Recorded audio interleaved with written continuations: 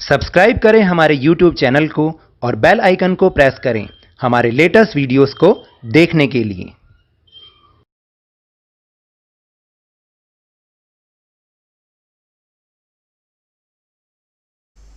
Hello and welcome to Lavneesh Sir की class. This is Directorate of Education GNCT of Delhi's worksheet number 19, and it is only for class 6 students. It has taken from the subject science, and we will learn and understand light, shadows and reflections in this worksheet. और अगर आप ध्यान से देखें तो हमारी इस worksheet का टाइटल भी, उसमें भी शेडोज भी बन रही हैं और रिफ्लेक्शंस भी हो रहे हैं। अब आप समझे कि रिफ्लेक्शंस यानी आज की इस वर्कशीट में हम रिफ्लेक्शंस पर डिस्कशन करेंगे कि व्हाट इज रिफ्लेक्शन और ये कैसे होता है, इन सब के बारे में आज की इस वर्कशीट में बात करेंगे। तो कभी जब आप मिरर के सामने खड़े होकर अपने बढ़िया से बाल बनाते हैं ना, तो क्या आप ये नहीं सोचते कि आखिर मिरर में ये रिफ्लेक्शन, ये हमारी इमेज बनती कैसे है? तो ये कैसे बनती है, क्या इसके पीछे लॉजिक है, आज इसी के बारे में कुछ डिस्कशन करते हैं। So now let's start and understand with me. When light rays fall on an object they bounce back. This bouncing back of light rays is called as reflection of light. देखिए क्या होता है, जब light rays जो होती हैं वो किसी ऑब्जेक्ट पर पड़ती हैं तो उसके ऊपर गिरने के साथ ही वो बाउंस बैक होती है, यानी वापस पीछे की ओर आती है। दिस बाउंसिंग बैक यानी इसी जो लाइट रेज का जो बाउंसिंग बैक है, ये जो प्रोसेस है, इसी को हम रिफ्लेक्शन ऑफ लाइट कहते हैं और इसी से ही हमारे सामने एक इमेज बनती है। To understand the reflection of light perform this activity. Stand, आपको क्या करना है कि रिफ्लेक्शन ऑफ लाइट को समझने के लिए एक एक्टिविटी करनी है। Stand in front of a plane mirror. आपको एक सिंपल प्लेन मिरर के सामने खड़े होना है। Observe your image and answer the following question. अपनी इमेज को ऑब्जर्व कीजिए और नीचे दिए गए प्रश्नों के उत्तर दीजिए। First question is the image of yours the same size as you are. जो आपकी इमेज नजर आ रही है और जो आपका साइज और शेप है, क्या वो दोनों सेम है? Yes, answer is yes. Now raise your left hand, which hand is raised by your image. अब आप बताइए, अगर आपने अपना लेफ्ट हैंड उठाया तो इमेज ने कौन सा हैंड उठाया? इमेज ने राइट हैंड उठाया है। आप ध्यान से देखिए उसको। Third question is now walk 2 steps backwards, what happens to your image. अब आप क्या कीजिए, 2 स्टेप पीछे की तरफ जाइए। अब आप बताइए आपकी इमेज ने क्या किया या क्या हुआ आपकी इमेज के साथ? तो our image also walk 2 step backward. तो हमारी इमेज ने भी 2 कदम वो पीछे की ओर हो गई। ऐसा हुआ या नहीं हुआ? करके देखिए। So now look at this activity now. अब हम एक और एक्टिविटी देखते हैं। When Mahesh stands in front of the mirror. एक लड़का है महेश, जब वो एक मिरर के सामने खड़ा होता है, he can see figure which resemble him. This is called an image. तो देखिए, जब महेश एक मिरर के सामने खड़ा हुआ तो वो देखिएगा कि उसने अपने सामने बिल्कुल अपने जैसी ही एक किसी को देखा और इसी को ही हम इमेज कहते हैं। व्हेन लाइट, देखिए होता कैसे है ये। व्हेन लाइट फॉल्स ऑन महेश from a light source like the sun और अ बल्ब। जब महेश के ऊपर कोई प्रकाश का स्रोत, लाइट का सोर्स जैसे कि सन की रोशनी या किसी बल्ब की रोशनी उस पर पड़ती है, these light rays gate reflected again. ये जो लाइट की रेज हैं, क्योंकि हमने लास्ट वर्कशीट में समझा था कि वो एक सीधी रेखा में चलता है, एक जो है डायरेक्शन में चलता है जो लाइट होती है वो, और जैसे ही ये महेश पर लाइट रेज पड़ती हैं ये रिफ्लेक्टेड होती हैं, दस फॉर्मिंग एन इमेज। और ये क्या करती हैं, एक इमेज को बनाती है। When these reflected raise enter in Mahesh eyes he can see his image. तो देखिए, जैसे ही कोई बल्ब की रोशनी या सूर्य की रोशनी महेश पर पड़ी, वहाँ से जो लाइट की रेज हैं वो रिफ्लेक्ट होकर कहाँ पे गई? मिरर की तरफ। मिरर से फिर वो वापस लौटी और महेश की आंखों में जब उन्होंने एंटर किया उन रेज ने, तो महेश अपनी एक इमेज शीशे में देख पाया। क्या आप बताइए, अगर आपके कमरे में अंधेरा है तो क्या आप अपनी इमेज को देख सकते हैं? नहीं। तो इसके लिए लाइट होना बहुत ज़रूरी है, तभी वो लाइट की रेज रिफ्लेक्ट होकर पहले मिरर पर जाएंगी और वहाँ से रिफ्लेक्ट होकर आपकी आंखों में एंटर करेंगी, तभी आप अपनी इमेज को देख पाएंगे। अब आप समझे कि आप अपनी इमेज को मिरर के अंदर कैसे देख पाते हैं। So from this activity we observe some of the characteristics of the image formed in the plane mirror। तो अब इस एक्टिविटी से हमने कुछ चीज़ें सीखी कि अपनी इमेज के बारे में, जब हम अपने को खुद को एक प्लेन मिरर में देखते हैं वो क्या कैरेक्टरिस्टिक्स थी, क्या बातें थी। तो चलिए अब वो समझते हैं। Characteristics of the image formed in a plane mirror, यानी प्लेन मिरर में जो इमेज बनी उसकी कैरेक्टरिस्टिक्स क्या हुई वो अब हम समझते हैं। First is the image formed is of the same size as that of the object। जो आपकी इमेज बनी है, जो भी मतलब किसी की भी जो भी इमेज बनी है वो सेम साइज की है जितना कि जो कि ऑब्जेक्ट, यानी जो भी ऑब्जेक्ट आपने उसके सामने रखा मिरर के सामने, तो उसकी इमेज भी सेम शेप की सेम साइज की ही बनेगी।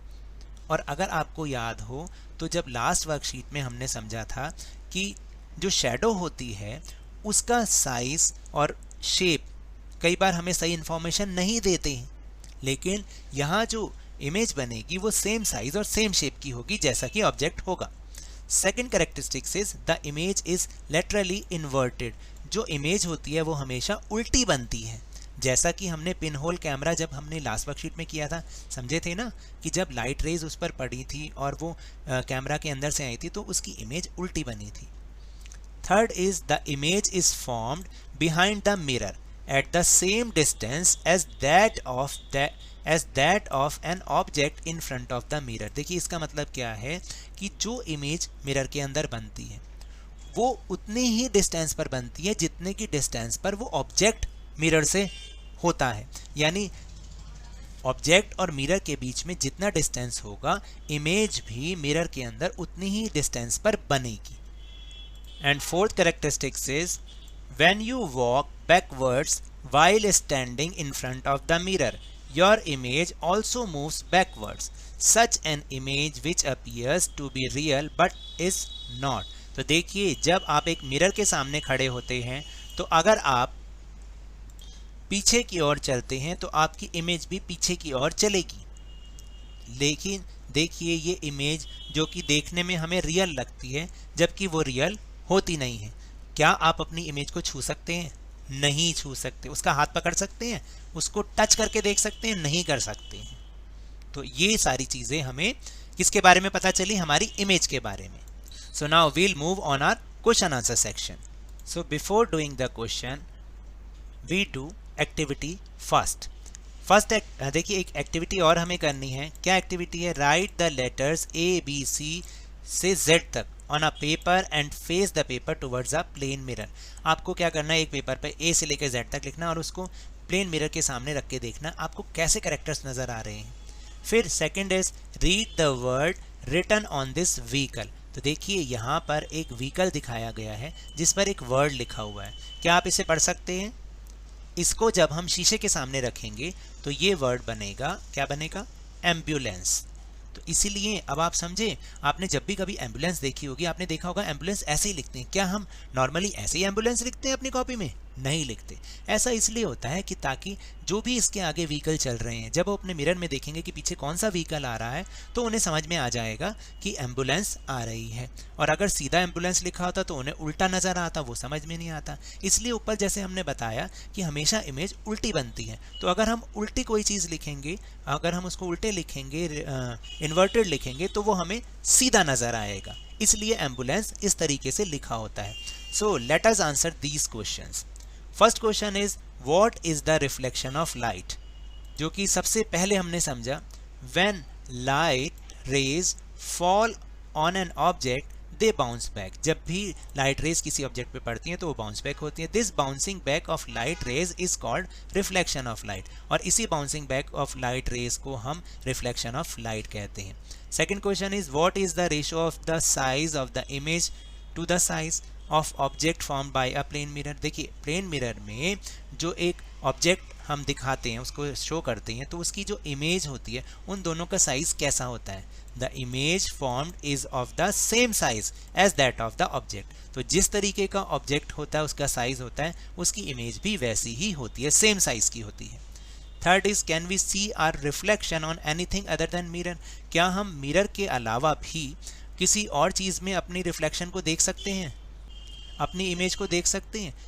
और अगर देख सकते हैं या जो भी चीज़ों में हम देख पाते हैं उनके नाम लिखने हैं। तो answer is other than a mirror our reflection is not seen not so our reflection is seen not so clear. इसका मतलब ये है कि मिरर के अलावा जो दूसरी चीज़ें हैं उसमें हमारी जो रिफ्लेक्शन है ना वो इतनी साफ नज़र नहीं आती जितनी कि मिरर में नज़र आती है। और बाकी कौन सी चीज़ें ऐसी हैं जिसमें हमें रिफ्लेक्शन नज़र आती है? जैसे वाटर में आप अपनी इमेज देख सकते हैं, किसी भी चीज़ की इमेज देख सकते हैं। स्टील प्लेट होती है, आपके घर में भी होगी, अगर वो बिल्कुल न्यू होती है तो उसमें भी हम अपनी इमेज देख सकते हैं लेकिन क्लियर नहीं होती। ग्लास यानी कांच में भी देख सकते हैं लेकिन क्लियर नहीं होती। एल्यूमिनियम फॉइल जिसमें हम फूड रैप करते हैं वो भी बिल्कुल प्लेन होगी, तो उसमें भी आप अपनी इमेज थोड़ी बहुत देख सकते हैं। तो इसके बाद नेक्स्ट क्वेश्चन इज बहुत ही इंटरेस्टिंग क्वेश्चन है। Write your name on a paper and keep the paper in front of a plane mirror. आप अपने एक पेपर पर एक अपना नाम लिखिए और उस पेपर को प्लेन मिरर के सामने रखिए। Right the mirror image of your name in your notebook. अब मिरर में जैसे आपके नेम की इमेज दिख रही है ना, सेम वैसे ही आपको अपनी नोटबुक में लिखना है। तो फॉर एग्जाम्पल मैंने ये लिखा कि मान लीजिए किसी का नाम राहुल है, तो वो मिरर में इस तरह से नज़र आएगा। वो मैंने लिखने की कोशिश की है, लेकिन आप अपना नाम लिखेंगे और मिरर में जैसा नज़र आता है वैसा ही लिख के वर्कशीट करके अपने सर या मैम को सेंड कीजिएगा। So now that's all for this worksheet. अगर मेरे इस तरह समझाने से आपको थोड़ा सा भी समझ में आया हो तो इस चैनल को ज़्यादा से ज़्यादा सब्सक्राइब कीजिए, लाइक कीजिए और बहुत ज़्यादा शेयर भी कीजिए। और हाँ, मेरे साथ इसी तरह वर्कशीट को समझते रहिए, लेकिन ध्यान और मन लगाकर पूरी मेहनत और लगन के साथ पढ़ते रहिए। And if you want to protect from corona virus then wash your hands with soap and water regularly and please wear a mask, क्योंकि जब तक दवाई नहीं तब तक कोई ढिलाई नहीं। धन्यवाद। Thank you very much.